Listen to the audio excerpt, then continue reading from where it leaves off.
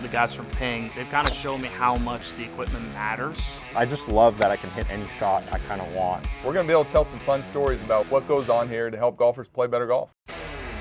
Hey, welcome back to the Ping Proving Grounds podcast. I'm Shane Bacon. That is Marty Jertson. We're with Joaquín Niemann, and we're in the tour truck, Joaquín, and we're in LA. It's U.S. Open week. You come back to LA. What are the vibes like for you, obviously, with the success you had last year at Riviera?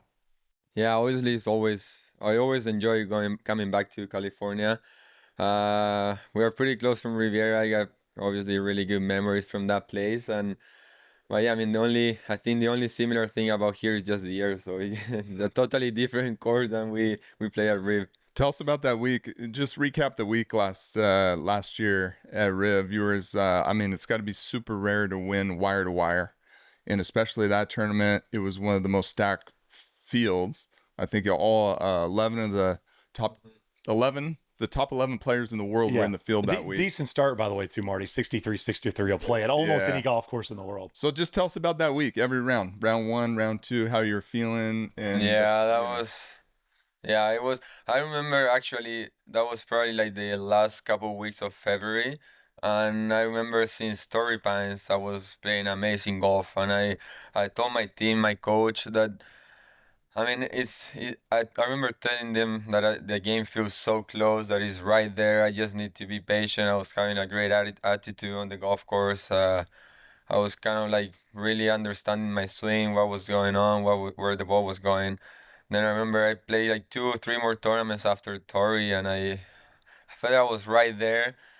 And the week before, I was at my house. And I had such a week off there, the way I train, the way I prepare. And once I came to Riviera, it just felt like pretty simple. I mean, I just needed to go out there, play golf. I knew it was coming at any time, and yeah, I mean, I played amazing golf the first 2 rounds. I didn't feel like it was much effort. I just hitting the ball nicely off the tee. I was putting amazing.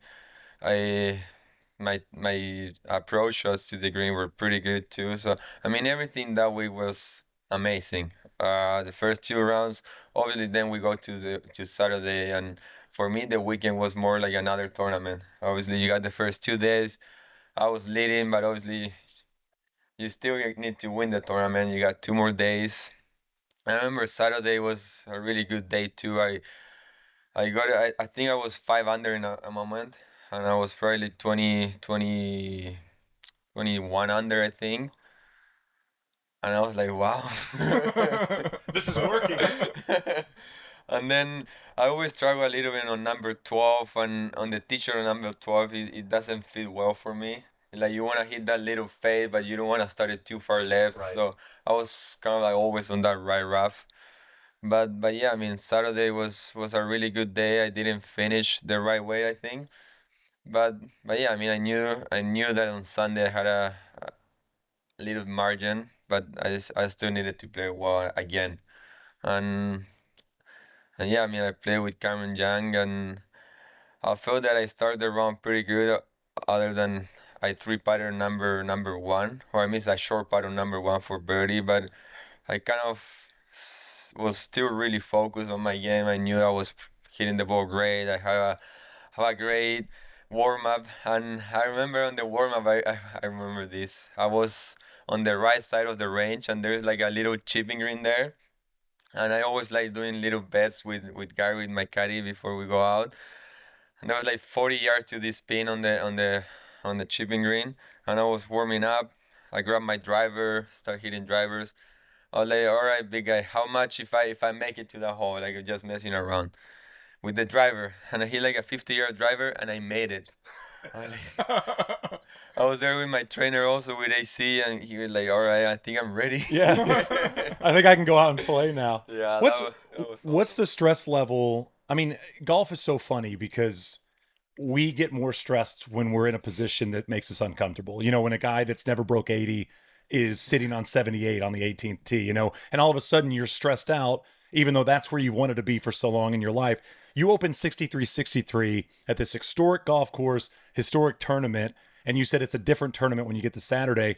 Does the stress almost intensify because you played so well those first 2 rounds? Yeah, after those first 2 rounds, obviously expectations are way lower the Yeah. first 2 rounds. You just went out there and play, and I play amazing. And then obviously the next 2 days, you know that you can win the tournament, and you want to win it.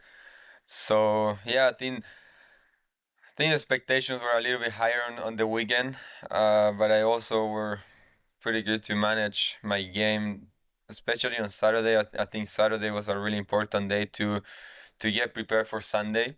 And yeah, I mean, also it helps a lot being we stayed in a house with all my friends also, and that helped me a lot to kind of get distracted on what was going on the golf course. Yeah, so Joaquin, we've heard you travel around. You got a tight crew. You travel with. What are some fun things you do to decompress when you're traveling playing tournaments?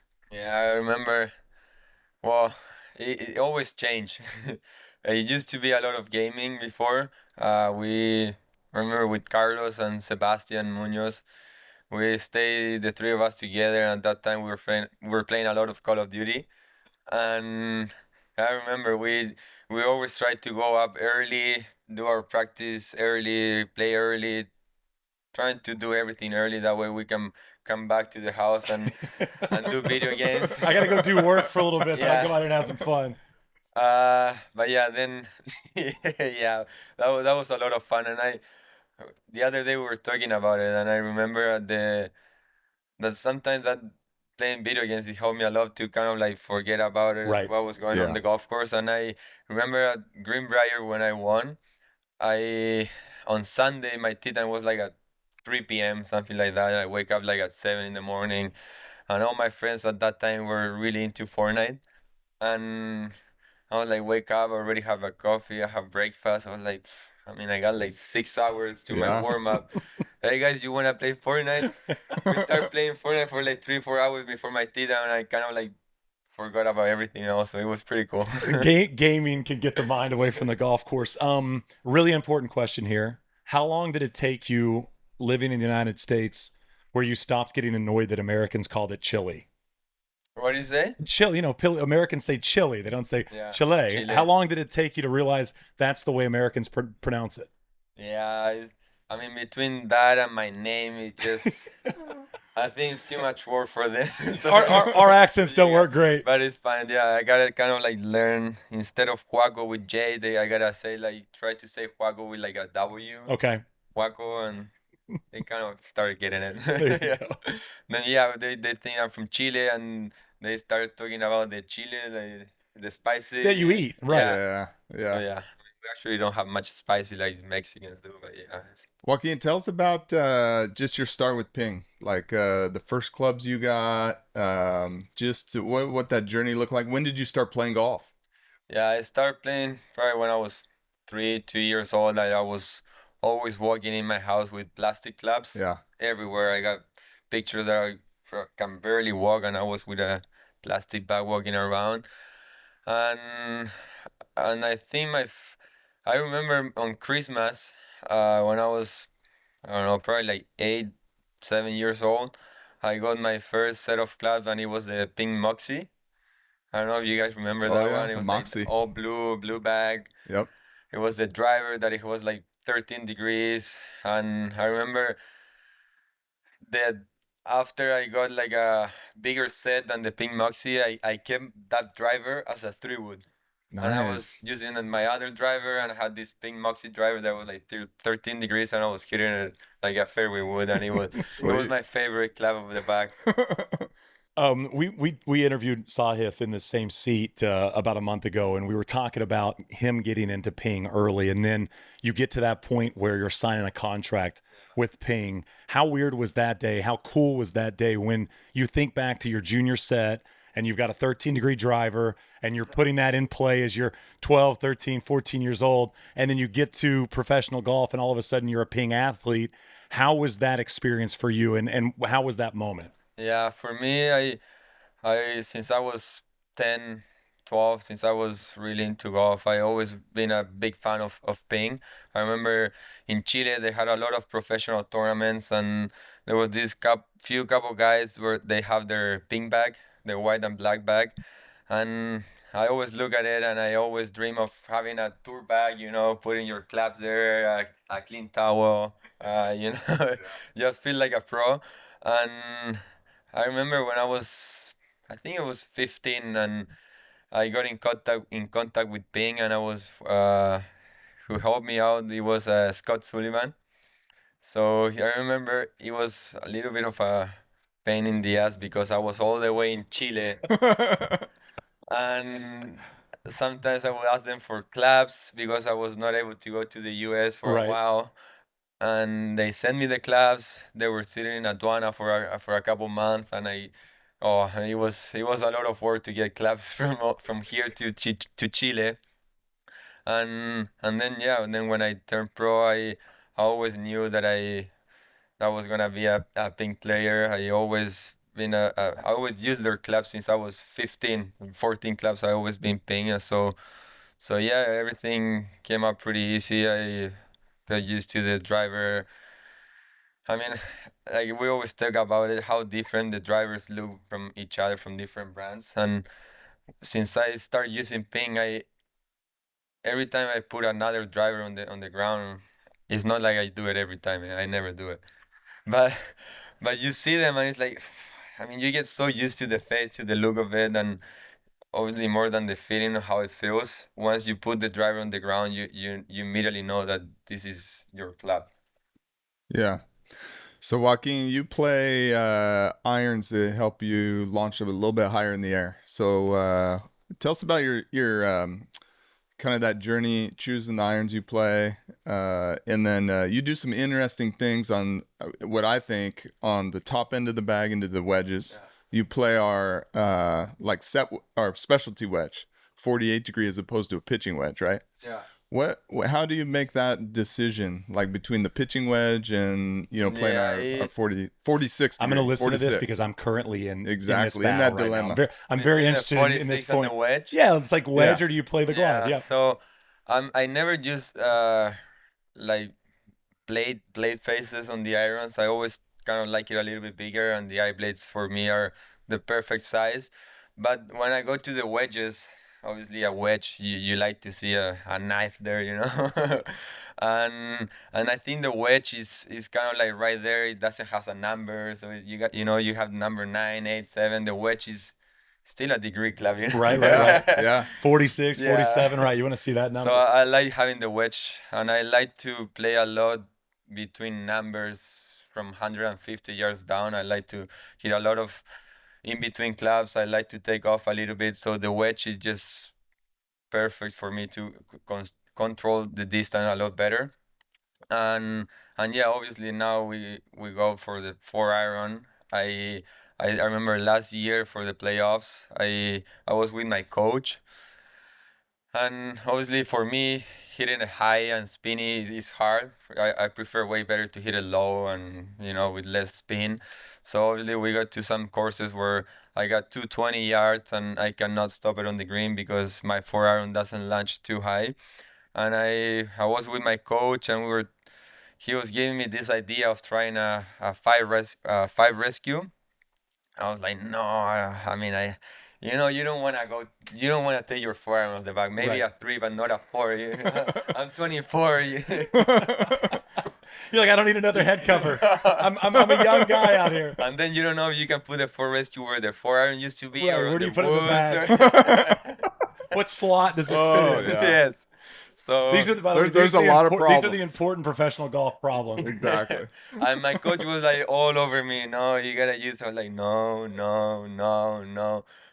And once I tried it, I was like, yeah, this I club like is it. I good. like this, yeah. It's awesome. I also sometimes when we play a lot of Bermuda around the greens, I used to love hitting like 7 woods around the green, and with the rescue now is unbelievable. And I remember I put it for the playoffs, and Edo, my coach, was telling me, I'm telling you, you're gonna win a lot of strokes, and every stroke you're gonna owe me certain amount of money that we bet that time.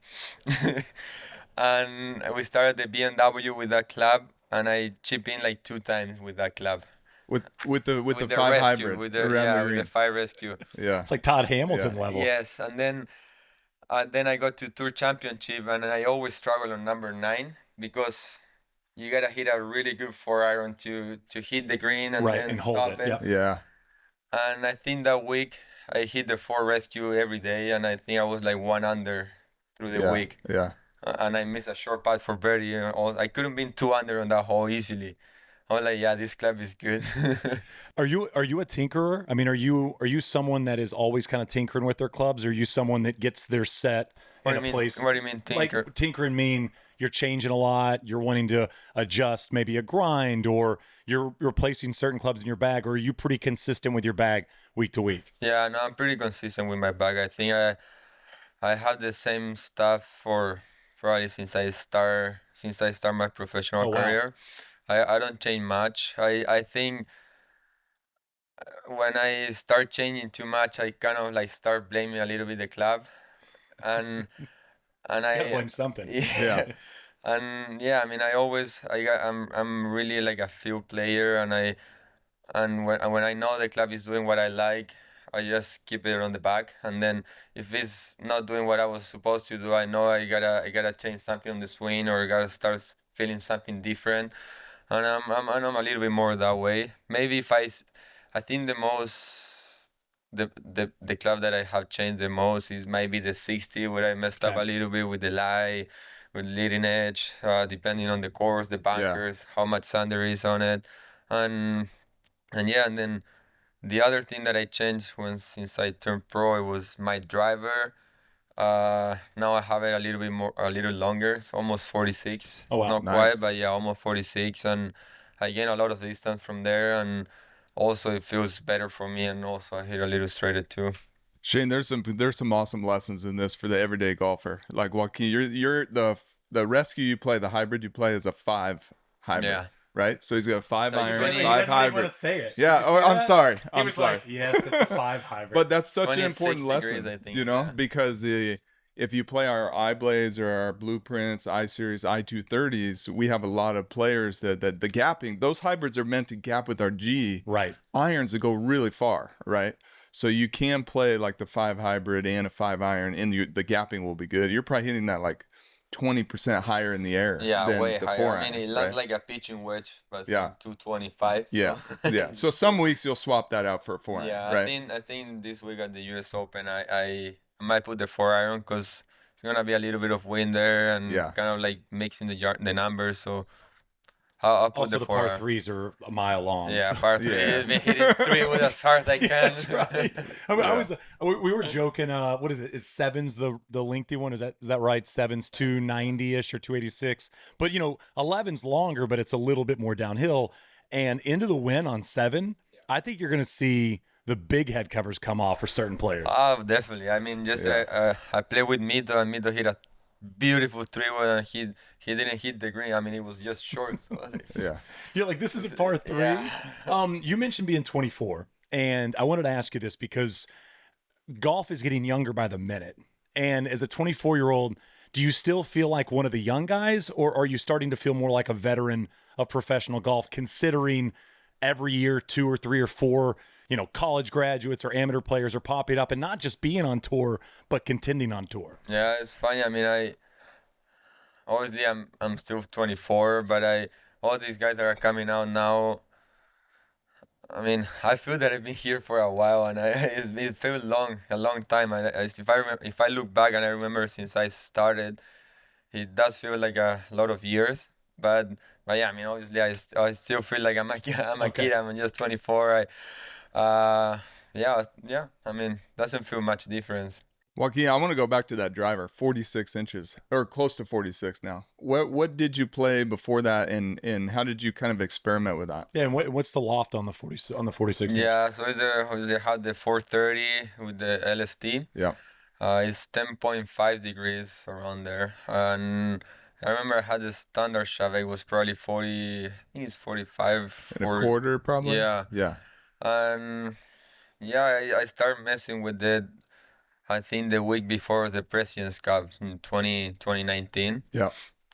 And what I did, we tipped the bottom of the shaft a little bit more, 1 inch more, I think it was, and then I left it a little bit longer, and I went from a tour I did from the D7 to the D6. 6, yeah. So a little bit of, I mean, it was a little lighter, but a little bit longer. So, but yeah, I mean, since that year, I tried it for the first time at the President's Cup, and it worked great. I mean, I still hit it high, a little bit higher. I can hit it low also, which is easier for me. So yeah, I can move around both ways. I mean, my driver is one of my favorite claps of the bag. So you saw an increase in ball speed with that? Yeah, I got in it. distance. Yeah, and clap Yeah. speed was probably like 4 miles Yeah. more. So. This is such an important lesson, Shane, to be able to experiment with longer length. And then we even have some calculations on this for the everyday golfer that, you know, I think for every 3 yards you gain in distance, you can live with 1 more yard of offline, Okay. right? If you're on the tour level player. So it's fun to see not every PGA Tour player and player on the big tours playing in the majors is playing a 44.5-inch driver, right? You know, and you're seeing more distance there, but we're still able to keep the control. Yeah. Obviously, with your mechanics, you have a lot of handle lean at address, and so that's why you're playing the 10.5, right? Yeah, no, I mean, I've always been a higher loft driver. I like to see the face a little bit more open, because I mean, I say for me, it's really easy to go down on it and Yeah. hit it low as I can. More natural for you to hit it low than for you Yeah. to try to get it up in the air. And then with this, obviously with this head and a little bit longer shaft, is way easier for me. I can step a little bit behind the ball and just send it up Launch in the it. air. So Yeah, nice. I heard you're a car guy, big time car guy. What's the garage like right now? Can you just walk us through the Joaquín Niemann garage? yeah, I'm a big fan of cars. I love to, obviously, the look of them. I like to drive them. I mean, right now I just bought my last car, and it was last car for now, because I know I'm gonna be kind of mix it up every time. Of course. And right now, the last car I bought was a GT3, Okay.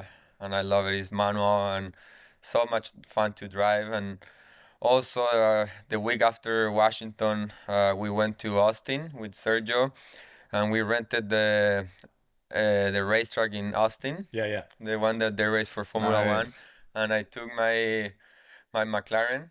We took it there, and we were driving on the track, and it was one of the happiest days of my life. Letting it loose. Was it hard to get you out of there? Were you like, no, we can still drive Yeah, at night? I mean, we arrived like at 8 in the morning, and we left like at 5. Really? It was all day. I had to put gas on the car for like 2 times. Do you have like rules about buying cars where, okay, if I win again, I can Yeah. buy a car if I do certain things, or is it just kind of when you're feeling itchy or Yeah, you're no, scrolling Instagram and you go, you know what? No, It's time. no. I like to give myself when I do something right. Like, Okay. obviously, I remember I was looking at a car for a while, the McLaren, and I was like, yeah, I need to play better to kind of like give it to myself, you Right. know? Yeah. And I told Carlos, my agent, like, hey, I want to buy this car. Okay, I was playing Hawaii the week after, or the next few weeks, and obviously give me some extra motivation to play better. And after I finished second on the 2 weeks in Hawaii, obviously I was pissed because I didn't win. But I told Carlos, like, hey, I really want this car. Can we do something? Yeah, I think you deserve it. That's fine. Yeah, do it. All right. Thank you. I went and I started scrolling That's down good on negotiation, Safari. by the way. Yeah, I That's was well like, played. yeah, it's not like hey, I'm gonna buy this car. All right, thank you. No, I'd like to put some rules on myself, and also, I mean, if I had a bad attitude on the golf course, or I don't like to give myself. Yeah. Joaquin, I've heard you have a simulator Yeah. at your. So what's it? Kento was Is there. this in the house? In the house. So what's it like, driving on the simulator, then going on the track? And how does that compare to, I don't know, have you ever played simulator golf or hit indoors? Yeah. How does it compare to the golf side? Yeah, it's actually pretty. I mean, I would say that it helps me a lot to to be a little better on the racetrack with a regular car. I mean, I spent a lot of time on the simulator, and it is a lot of fun. I actually bought the same simulator as Sergio and Carlos did, so we kind of like play online into each other, and I mean it's awesome. You can race Formula One to like a normal like a GT3 or like McLaren. I mean you can race the same cars that I mean any type of car you can imagine, and it changed all the vibration on the steering wheel, the braking, the acceleration. So it is a lot of fun, and also you can kind of like learn the track also. Yeah. Like I race online on the Austin racetrack, Yeah. and you can kind of have an idea of the braking points and the turns and the It's like lines. full on scouting, Joaquin. Yeah. I'm very impressed. And it's awesome. I mean, you can, yeah, and then when you really get there to the racetrack, I mean, obviously now you got your, Your heart's I mean, beating. now, I mean, now it's between dead and, I mean, you can dive, you messed up there, Right, you right, know? right. So it's not like on the simulator where you can brake right there on Yeah. the turn. Here it's like, I think I'm gonna brake a little bit earlier. I'm not gonna give Yeah. it as much leeway.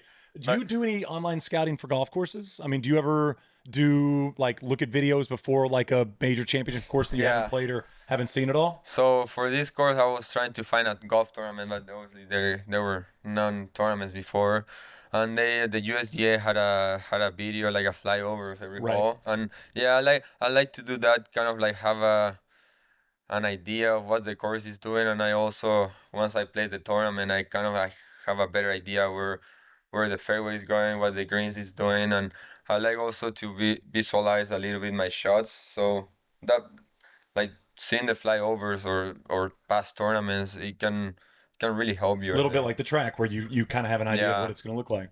Yeah. Joaquin, let's talk about putting a little bit. You're using a PLD Yeah. answer. What has your journey been on putters through your career? You know, from a junior Yeah. until now. Yeah, I changed a little bit. I remember. I mean, I always have the same answer too. I used to have the answer too when I came out, and I remember I had a 34 inches shaft, 33 maybe, and I started working with Stanaldi Yeah. for my first 2 years, and I went a little bit longer shaft, I think to 36.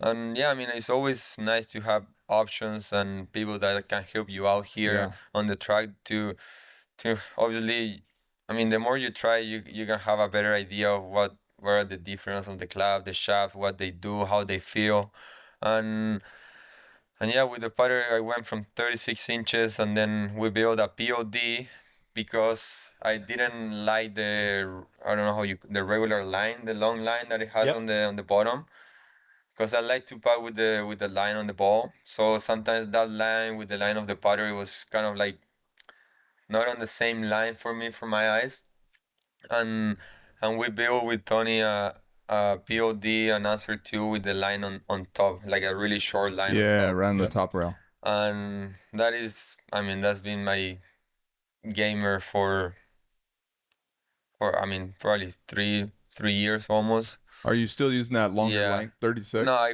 Or went we back to back? 30, 35, I think it is Okay, right now. nice. And but yeah, it's the same club face, the same putter face for a while, and I really love it. We messed a lot with the also with the face of the putter. We had like no like super firm, how you call it when it's just Smooth, Smooth. milling. yeah, smooth milling. Then we go to semi deep milling, and then super deep. We Yeah. kind of like try everything, and I mean, and for me, the softer it comes off the face, for me, like I have a better feeling of what the ball is gonna do and the speed of the putter. And Yeah. distance control. So yeah, I mean that's been my putter. Sometimes it behaves really good. Sometimes it doesn't behave really good. But Does it get in trouble if it's? Did you put it away from the bag? Like, what's the rule if the Nah. putter's being bad? no, yell at it at all? he's my baby. Okay, He's- you're nice to it. I always try to talk nice to it. You're gonna be a good dad. I know he never have a hard time. Okay. He goes on the back nicely. Yeah. You gotta you gotta use it on every hole in theory, right? Unless you're Yeah, chipping he knows in. I'm gonna be with him for. But- I mean, sometimes it's probably a good idea to have another one there. That way he feels jealous. Yes, Yeah. for sure. But Yeah, I'm not like that. We'll get you out on this. What's your favorite thing about living in the U.S. and what's the number one thing you miss about home?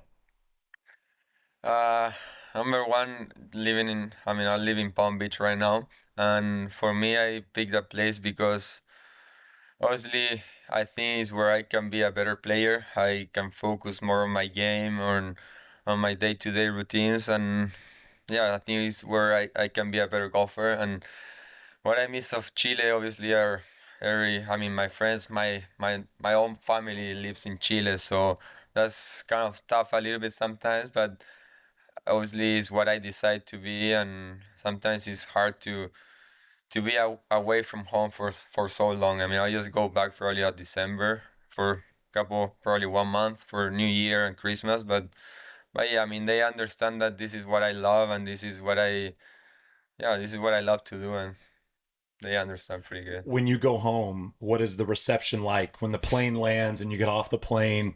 Is it a celebration? Are there people there, or is it pretty calm and cool and collected, and you just kind of go home and just blend in? Yes, I mean, it's getting every time a little bit more busy. Okay. Obviously, whenever I go back, I always try to do something on the golf course where they can watch me play, because there is a lot of people, obviously, they cannot travel to the US because Right. it's way too far for them, expensive, and being able to play in Chile, have all the people there, uh, enjoy a golf round, a golf tournament that I can play there in Chile. And it's also something that I really love to go and play in Chile. I mean, probably right now it's probably too much people, and it's hard for me to focus on playing golf there because there's so much going on. But I mean, there is nothing for me better than going back there, playing with my friends, play a little game, play different courses that we used to play in Chile when I was 16, 17. Like those memories for me are never going. I'm never gonna forget those. You and Mito, who hits it further off the tee? Uh-oh. I think Have you seen his size? I think the face. I- Do you see his face, hat off? He didn't even have to answer. He's built different. He's just too He's big. built He's- different. He's no, built but I mean, different. If you get him, do you tell him you got sometimes him? I mean, sometimes I can hit it past him, but most of the time he's past me. I mean, sometimes he's not trying to hit it too hard, and I'm trying to give it everything. So I think those times when You're I'm leaning in. Yeah. That thing's like 6 degrees. But if we go out there and I told Mito hit as hard as you can, and I try to hit as hard as I can, he will get me. Yeah. What is a week to week? I'm gonna eat at this place every week on the road. What's your place? On the road. Oh, it's hard decision right now. I think my first couple years it used to be Chipotle. Yep. I was my go-to place, I and feel like that's the PGA Tour answer. yeah. but I mean, I do it too. yeah, I think It's the everybody speed. says the same. I Are you agree. out? Are you not doing it anymore? No, not anymore. you I fell out kind of of love. like got a little tired of that. Okay. Okay. So you're kind of in between spots right now. Yeah, now I mean what we're doing lately, obviously we're renting houses, and we had a chef for all of us, so he's yeah, I love it. You gonna do in and out this week? Oh yeah, on Sunday. Okay. Sunday in and out. Sunday in and out. Okay. 100%. If let's say you win the U.S. Open, still in and out on Sunday. Still in and out on Sunday, yeah. I mean, that's the way you should celebrate a U.S. Open win. Yeah, I always like to have a burger on Sundays. I mean, I like Chick-fil-A's, but on Sunday, Close. it's not Oh, yeah. Chick-fil-A, so like, Yeah. That's, Joaquin, no, you're an avocado guy, right? So how do you actually eat it on the golf course? Like how do you do it? wait. This is an encore snack. Oh, no, right? I mean, no. no, I just, if I wait too much, the avocado is not gonna look good, so I'll keep it for my breakfast or after the round, but yeah, I love eating avocado. In Chile, it's a big thing. You eat a lot of smashed avocado on a toast. Yeah. And that's the one thing I do when I arrive to Chile. It's a different type of bread too, so that way it tastes so good. Well, Joaquin, we really appreciate it. Good luck this week. Good luck the rest of the year. We'll chat with you soon. Keep trying to hit it past Mito, okay? There you go. I'm gonna try. There you go. And this is the Peruvian Grounds podcast.